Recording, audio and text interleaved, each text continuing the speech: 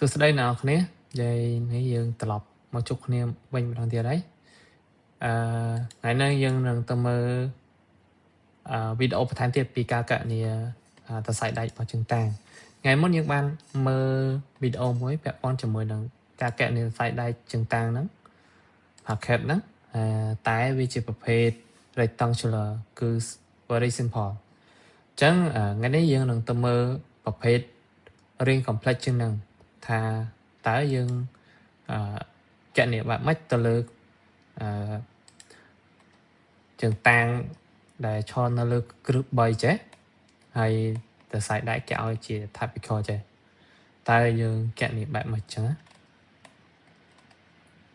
តែប៉ុន្តែសម្រាប់ packet បែបនេះវាមានបើសិនជា packet ព្រីបានក្នុងនេះយើងកណនីបានតែ rectangular ទេសម្រាប់ picture មួយនេះតែមិនមែនថាយើងអត់មានរបៀបក្នុងការកណនីប្រភេទ3ចឹងឯងយើងមាន2ប្រភេទការកណនី custom rebar ហើយនិង general rebar custom rebar ហ្នឹងមានន័យថាឲ្យតែជាប្រភេទ rebar ហើយយើងអាចចង់កណនីទៅលើ rebar ហ្នឹងសម្រាប់ member មួយណាក៏បានដែរយើង click លើវាមកអញ្ចឹងវានឹងបង្ហាញយើងថាយើងចង់កណនីនៅជាន់ណាប្រភេទ member អីគេអញ្ចឹងនេះដល់ថាយើងរើស column វានឹងបង្ហាញប្រភេទតសឲ្យយើងអញ្ចឹងបើយើងរើសប្រភេទpacket មិនអី packet អូខេអញ្ចឹងវានឹងបង្ហាញ packet ឲ្យយើងប្រភេទ packet ឲ្យយើងអញ្ចឹងណាអញ្ចឹងក្នុងករណីនេះជាក្នុងករណី custom នេះ ring manual បន្តិច ring manual ហ្នឹងខ្ញុំចង់សម្ដៅថាវា ring manual ដោយសារអីដោយសារតែព័ត៌មានវាមានអត់គ្រប់គ្រាន់អញ្ចឹងយើងត្រូវបន្ថែម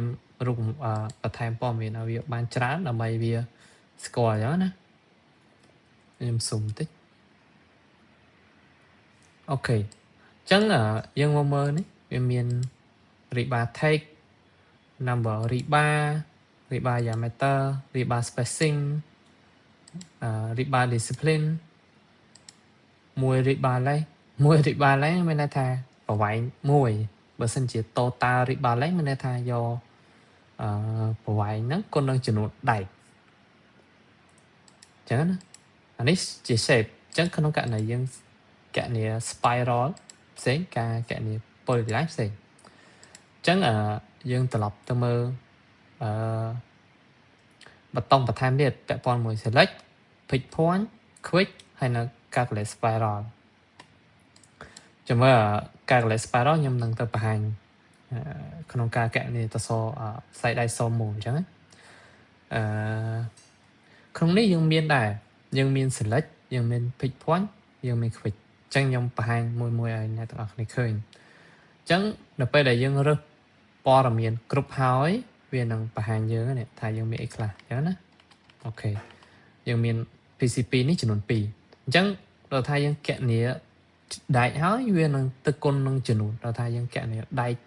មួយសរសៃវាគុណជា2ដោយសារតែអី member ហ្នឹងមាន2 packet PCB ហ្នឹងមាន2អញ្ចឹងពេលវាយកសរសៃដែកម្ដងហ្នឹងវាយកទៅគុណនឹង2ទៀតអញ្ចឹងដើម្បីការកណនី custom reinforcement ហ្នឹងយើងត្រូវទៅ prepare ទៅលើ AutoCAD សិនអញ្ចឹងនេះខ្ញុំធ្លាប់កណនីម្ដងដែរតែលុបចោលបាត់ហើយដឹង yes maybe លុបចោលបាត់ហើយអូខេលុបចោលក៏អត់អីដែរយើងអាចយកវាមកកែប្រែទៅណាយើង copy វាមកយ៉ា2C3អញ្ចឹងខ្ញុំចង់កណនីទៅលើដែកខ្សែបាមុនអូខេអញ្ចឹងខ្សែបារបស់យើងមានម្ដង12លីអញ្ចឹងក្នុងករណីនេះយើងចង់យើង offset 75 យើងនឹងថា cover វា7 5 ចឹងនេះយើងអាចយកអានេះយកទៅធ្វើជា rig bar ហ្មងក៏បានដែរប្រវាយ rig bar ហ្មងក៏បានដែរប៉ុន្តែបើសិនជាយើង split អាហ្នឹងផ្សេងទៀតណាតែយើងចង់ប្រវាយតើធ្វើមិនទៅយើងដឹងថាខ្ញុំគប់ខ្ញុំកែនេះទៅមួយទេហើយបន្ទាប់មកខ្ញុំគុណ2ទៀតអញ្ចឹងដែកនេះ12លេខអញ្ចឹងយើង offset 240ថែមទៀតមក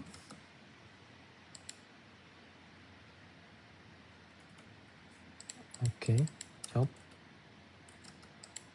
យើង stretch វា240ថែមមកដើម្បីសម្រាប់ overlap ចឹងណាអញ្ចឹងឧទាហរណ៍ថាអានេះខ្ញុំឧទាហរណ៍ក្នុងករណីដែលគេកាត់ដែករបៀបហ្នឹងដើម្បីគេតគ្នាអញ្ចឹងអញ្ចឹងបើសិនជាយើងនេះមកគឺបែបនេះ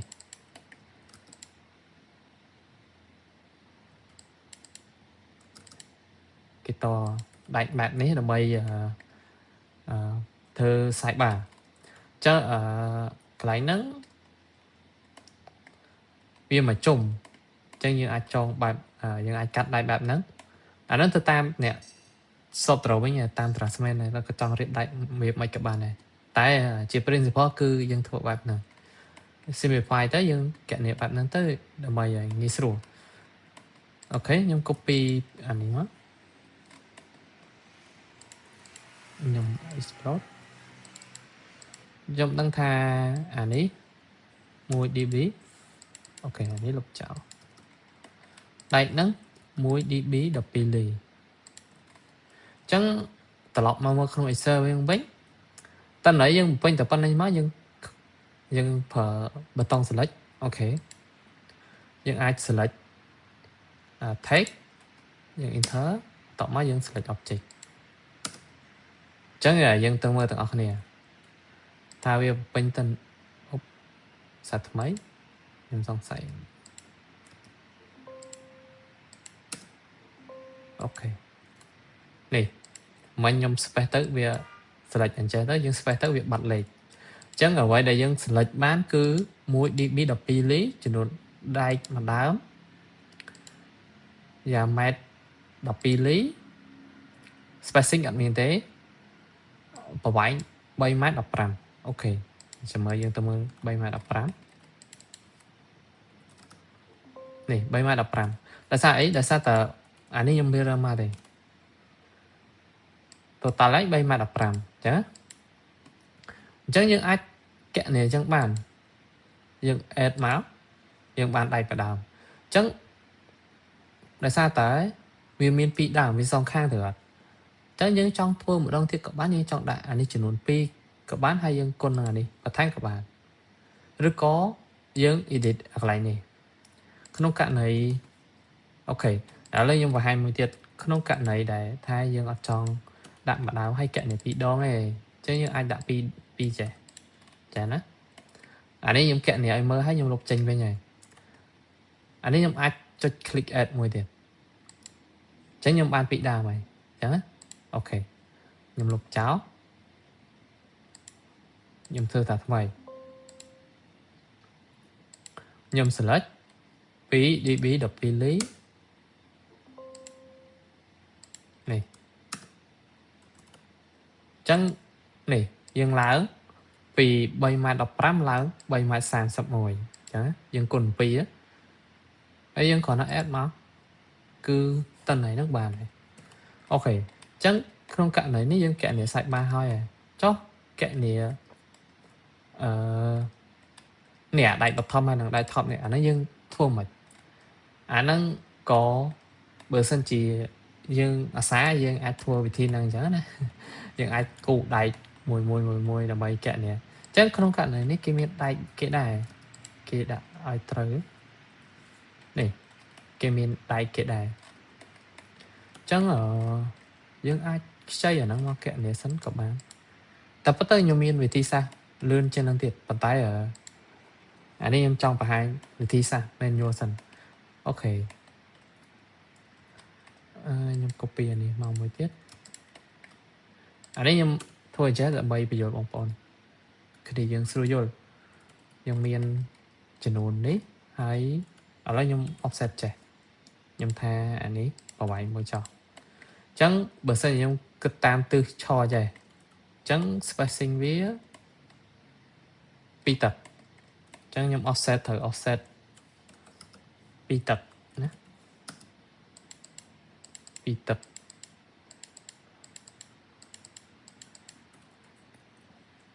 អញ្ចឹងខ្ញុំអាច trim វាមក tr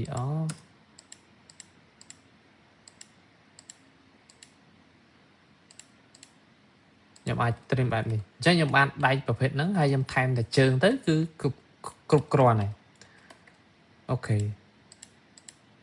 ញ្ចឹងខ្ញុំ copy line ហ្នឹងមកហើយបន្ទាប់មកយើងថែមជើងវាប្រហែលណាជើងវាប្រហែលណា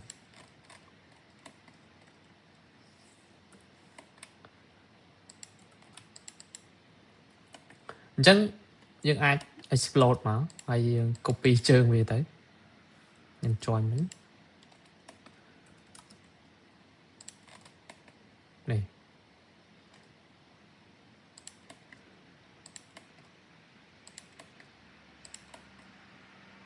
អានេះយើងចង់ធ្វើមិនក៏បានណា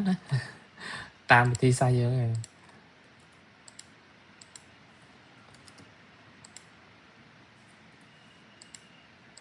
ចឹងខ្ញុំ join វាមក again ខ្ញុំយកអានេះ9 BD 16អញ្ចឹងយើងរាប់មកចំនួនត្រូវហើយ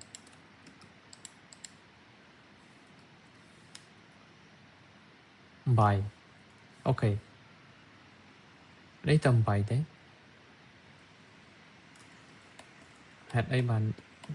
ក្នុងប្លង់នេះគេដាក់9អញ្ចឹងអូខេបើ9ថែមមួយទៀត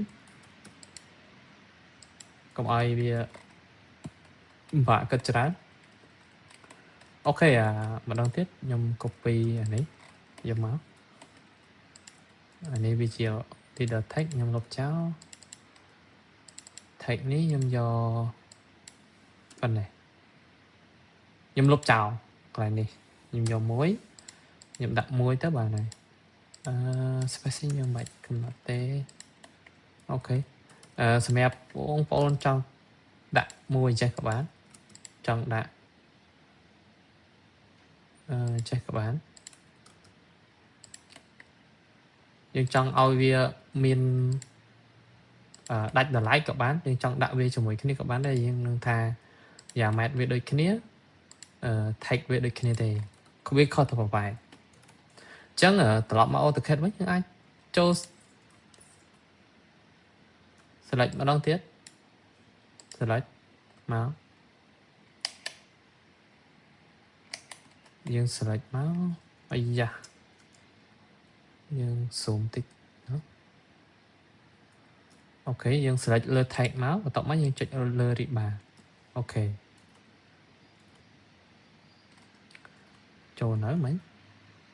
អូខេ escape នេះ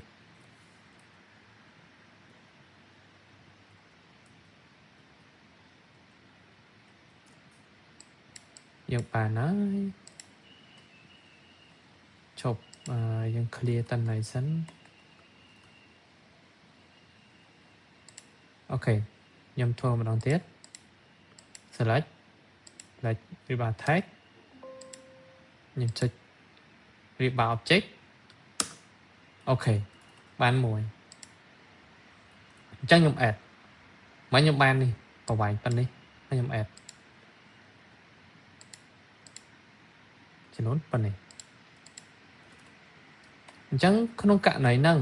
បើសិនយើងចង់ធ្វើម្ដងមួយក៏បានន័យថាយើងធ្វើមួយអញ្ចឹងរហូតទៅយើង select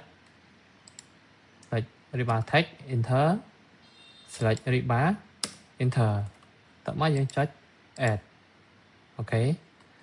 អានេះយើងចង់ធ្វើអញ្ចឹងក៏បានដែរតែបើសិនជាអូតូថាយើងចង់ធ្វើអញ្ចឹងទៅលឿនជាងអូខេ select អញ្ចឹងយើងដឹងថាយើងមានចំនួនប៉ុណ្ណេះយើង select ribbon text តែមួយទេយើង enter select ទាំង ribbon ទាំងអស់ហ្នឹងណាអញ្ចឹងវានឹងបុកសរុប total ឡើងឲ្យអញ្ចឹងណាហើយយើងចុច add មកគឺបានដូចគ្នាអញ្ចឹង option មួយណាក៏បានដែរយើងចង់ធ្វើមួយណាក៏បានដែរតាមចិត្តយើង ok chắc nhóm ban map ở đấy nhóm ban tam tư tam tư chó chắc nhóm thua và đón tiếp tam tư đấy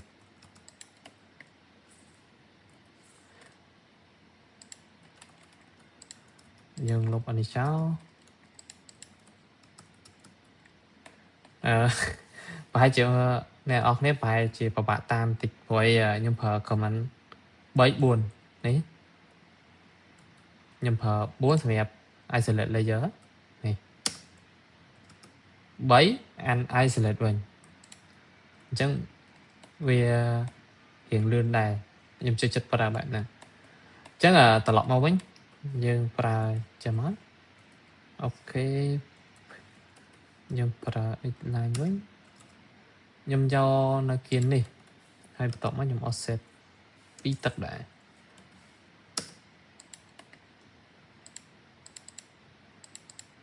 nhưng offset tơ tam chân hồn gây đó chắc là chân hồn cái màn đấy chứ nó nên buồn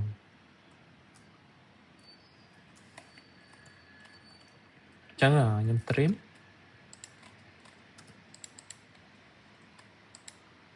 ok là sao tà mỗi ní việc ok tiệt này nè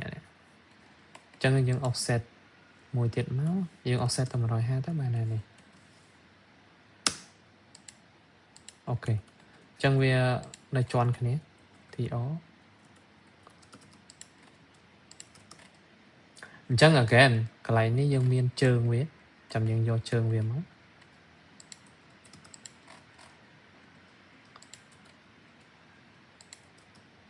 ok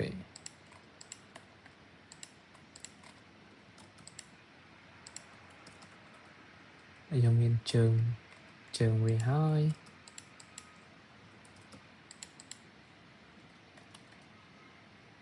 anh đi dương rotate mới mất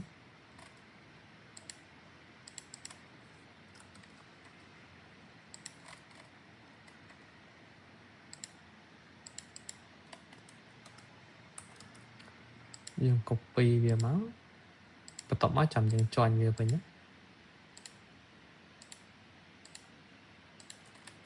chẳng mirror mirror anh ấy up tới chẳng anh ấy up tới ok mirror đâu copy một muối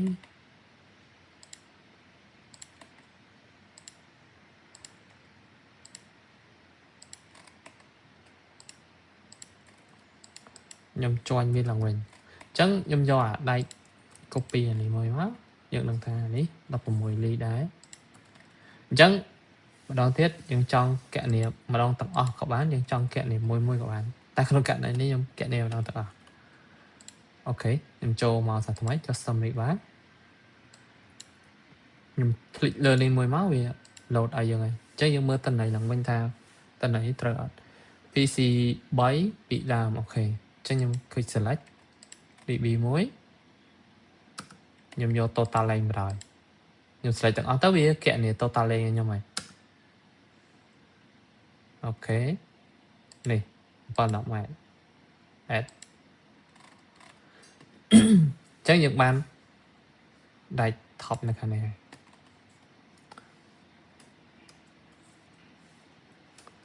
ok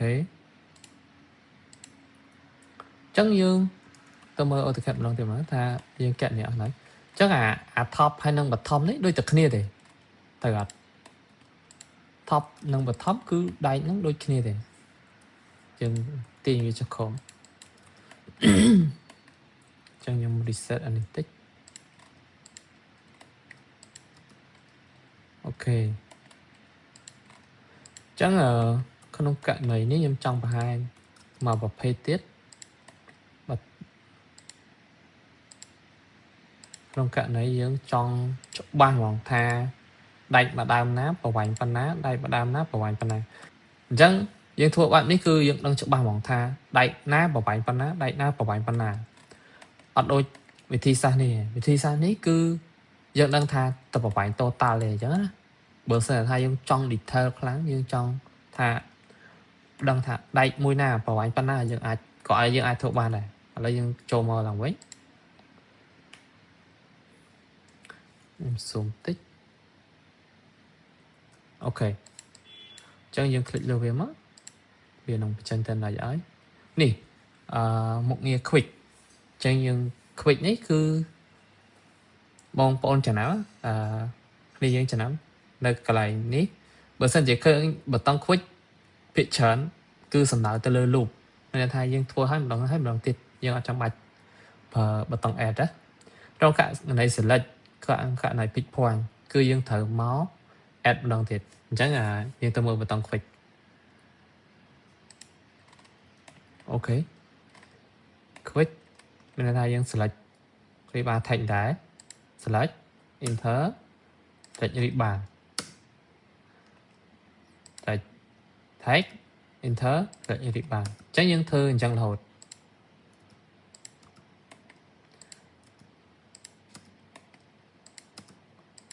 យើងធ្វើអញ្ចឹងរហូតដល់ចប់អានេះក្នុងករណីដែលយើងថាយើងចង់ detail ខ្លាំងមែនតើនេះយើងចូលហើយអញ្ចឹងមួយនេះយើងអត់តង់កណនីអញ្ចឹងយើង click មកតង់ទៀតមកមិនខ្ញុំចុច enter 2ដង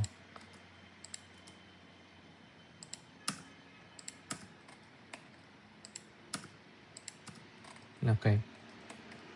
ខ្ញុំចុច enter មួយទៀត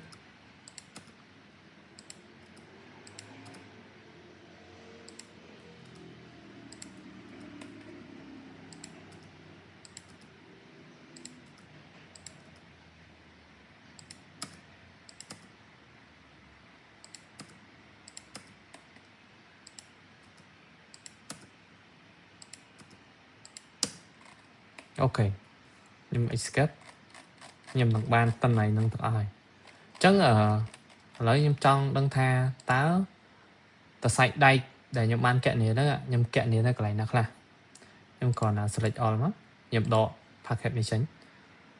ហើយខ្ញុំ find object 60នេះអានេះជាប្រភេទដែកដែលខ្ញុំបានកណនីហើយអញ្ចឹងយើងអាចមើលឃើញហ្មងថាតើដែកណាខ្លះយើងអាចកណនីហើយបានកណនីហើយតែគ្នាយើងប្រហែលជាគិតថាវិធីសាស្ត្របែបហ្នឹងវាយឺតណាខ្ញុំគិតថាយឺតដែរហើយវា manual ច្រើនហើយយើងនឹងទៅមើល feature មួយទៀតដែលអាចលឿនជាងហ្នឹងតែឥឡូវខ្ញុំចង់បង្ហាញ pick point មួយទៀតអូខេអញ្ចឹងយើងមកមើល feature pick point អញ្ចឹងយើងចូលនៅក្នុង Excel យើងមកហើយយើង click លើនេះមួយមកតបមកយើងចុច pick point អញ្ចឹងយើងទៅមើល pick point ថា ribbon pick point មិនអត់ថាឥឡូវខ្ញុំចង់បានរៀងបែបនេះខ្ញុំអត់ចង់ select ទេខ្ញុំចង់ប្រើ pick point អញ្ចឹងខ្ញុំ select លើ text មើលមកអូខេអានេះមាននៅនេះpick point មក enter យើង pick ទៅតាម shape bar ដែលយើងចង់ធ្វើអញ្ចឹងណាឧទាហរណ៍ថាក្នុងករណីខ្លះយើងចង់នេះយើងចង់កណនីតែប៉ុណ្្នេះទេយើងអត់ចង់កណនីពេញណាអញ្ចឹងយើងអាចធ្វើបានទោះដៃគេពេញអញ្ចឹងក៏ដោយអូខេអញ្ចឹងយើង enter មកហើយយើង enter ក៏បាន escape ក៏បានអូខេអញ្ចឹងដែកនេះ3.9 ម៉ែត្រអញ្ចឹងយើងអាច add បានហើយទៅមួយអូខេនេះ3.9 ម៉ែត្រអញ្ចឹងយើងមកមើលកន្លែងនេះបុកចូលគ្នា3.9 ម៉ែត្រដែរនេះ3.9 ម៉ែត្រអញ្ចឹងក្នុងករណីដែលយើងចង់បាន specific length យើងអាចធ្វើបានហ្នឹងយើងប្រើតាមនឹងឯងអញ្ចឹងខ្ញុំលុបចោលវិញនេះគ្រាន់តែជាបង្ហាញការបង្ហាញទេថ្ងៃនេះយើងមើលតែប៉ុណ្្នឹងសិនបានហើយវីដេអូបន្ទាប់យើងនឹងទៅមើលការកណនីបែបមកប្រភេទទៀតអញ្ចឹងណាអញ្ចឹងថ្ងៃនេះយើងបានមើលតែការកណនីដែកបែប ring manual ខ្លះ automatic ខ្លះ semi auto អូខេអញ្ចឹងថ្ងៃបន្ទាប់យើងនឹងទៅមើលមុខងារមកប្រភេទទៀតអរគុណ